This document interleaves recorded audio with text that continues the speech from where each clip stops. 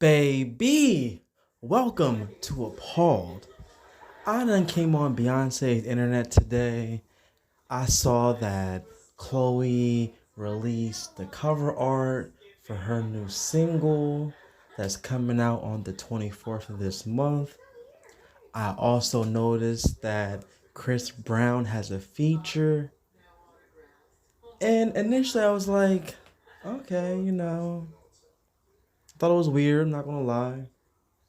Out of all people, Chris Brown. It's just kind of a shock.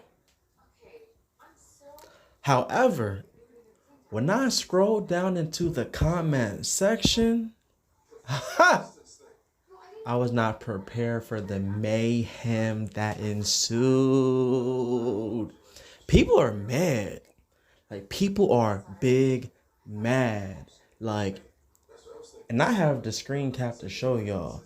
It was nothing but comment after comment after comment after comment after comment after comment after comment after comment after comment. Just comment after comment about how they were disappointed in Miss Bailey. And baby, that they done dragged her sister up into this too.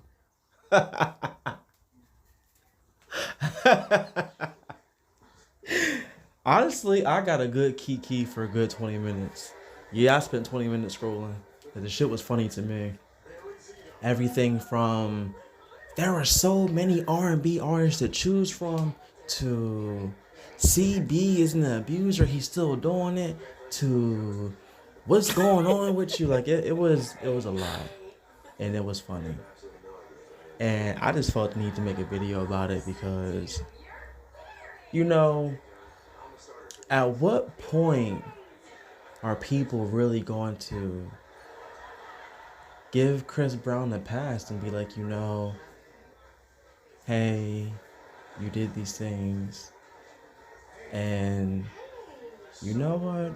We're going to see you as a different person, see you as someone who's growing. But no, he's never going to get that pass. He's never going to get that pass. And I'm not sure if it's sad or not. Not unfortunately, but luckily I've never been a part of an abusive relationship. So I can't speak on how it feels to be with an abuser or how it feels to go through that pain that people go through, And then knowing that he is an abuser, like a consistent abuser, I was a fan of his music before the incident with Riri. And then I kind of took a step back from him afterwards because I've always been a supporter of her. So, unless I hear any mainstream music from him, I really don't seek out his music. So that's my stance on that. However, a lot of females are upset. He still does great in streaming numbers. His music still gets played a lot. His videos are still watched a lot. So clearly someone is listening. A lot of someones are listening to his music. What do y'all think? Let me know in the comments. I really want to get other people's opinions on this, And then they're like, what's going on with her career? She's putting out an album. It's done, right? She's doing what she needs to be doing, right? Everyone's been asking for an album from her, when it comes to Miss Chloe Bailey, we've been waiting for an album for a while now. And it just seems that a lot of fans are upset by what they're hearing. And part of me can relate to that. And I'll tell you why. I was a fan of the Chloe and Halle that came out. They didn't come out, but I was a fan of the Chloe and Halle that I discovered pre-pandemic. The sisters who made it all about their vocal ability, their good songs. They had a graciousness in the class to them. That was beautiful. I loved them. That's what I became a fan of. of that sound, not even that sound, but just their style of singing, the fact that they could sing and they're writing their own songs, and I can just really relate to their music.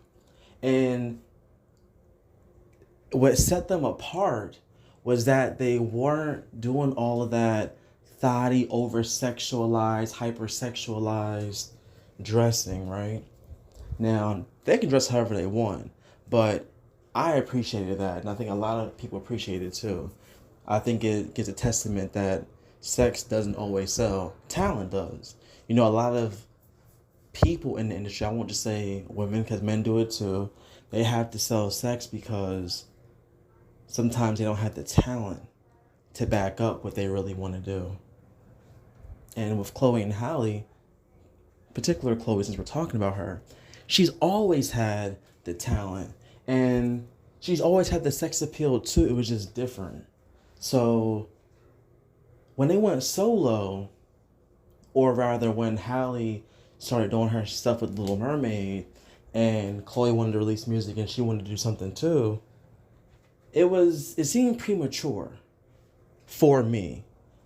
Their ending, or not even their ending, but their split up just to me seemed very premature, because it's like, as like the audience, the mainstream audience was just finally discovering and seeing them and really giving them their flowers. And as soon as, you know, the general public started to take notice of these two, they kind of go solo, and then Chloe starts releasing music. And, you know, she's experimenting, so I can't get mad at her from that, but it's like, it was drastically different than the music that the fans initially loved from her. So it's like, you finally got put on, and now you're changing everything up. And it's like, you really didn't give your audience a chance to really marinate on what you had before you change your style up. And you know, Beyonce's a mentor. I would really like to know what Beyonce did to help y'all. Was it just artistry and craft? Like, what did she really do? Because even Beyonce, from my opinion, she did the whole pop thing. She did what she needed to do until she got to a point where she could just do any kind of music that she wanted to do. And that took a while. Like, that took her years. She just didn't off top start doing the kind of music that she wanted to do, like fully, right? She still appeased her label and she still did the whole pop route until she, you know, released her own stuff and didn't care. But like Miss Bailey, is like, you just came out and you're just getting notoriety and you do the immediate switch up. And part of me feels bad when I see people like hyper criticizing your singles, because they're just drastically different from the work that you and your sister put out. Like, a lot of the reasons why the fans loved Chloe and Halle is because they could sing. They're talking about relatable things, and it wasn't over sexualized, and it wasn't too many cuss words. It was just like really good ass music. Like, you could just focus on the words and the meanings and, you know, the vocal structure. Like, it wasn't gimmicky. And honestly, Have Mercy just seemed real gimmicky. Like I said, I'm not going to take away from no one being an individual and discovering their identity, but it just seemed very drastic. Like, the blonde dreads came out and the ass everywhere, body everywhere. It was just like, whoa, who is this girl? You know, and while I like this single, I mean, Have Mercy is listenable. It wasn't a favorite of mine. I love Treat Me. Like, that was my song. Like, Treat Me, oh, yes. I would love for her to make more music like Treat Me. Just like really high energy dance music. And even her most recent single, I forget what the song is, but that really had to grow on me. You know, I wasn't a fan of it at first, but it really grew on me. Now, I heard the demo or whatever snippet that was under the comment section that played it. Her and Chris Brown's song, like a little snippet in. It sounded pretty good. It sounded, you know, like radio was going to eat it up. It sounded like R&B fans are going to eat it up. Like, it sounded really good. However, I think a lot of fans are just stuck on the aspect of Chris Brown being in the song. And on one hand, it's like, yeah, He has a checkered past, and a lot of people have not gotten over that.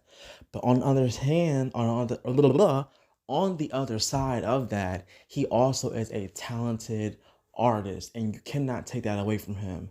So it's like a double-edged sword, you know. It's like, yeah, he might not have the best personal life, and he's done a lot of crazy things in his life, as have we all.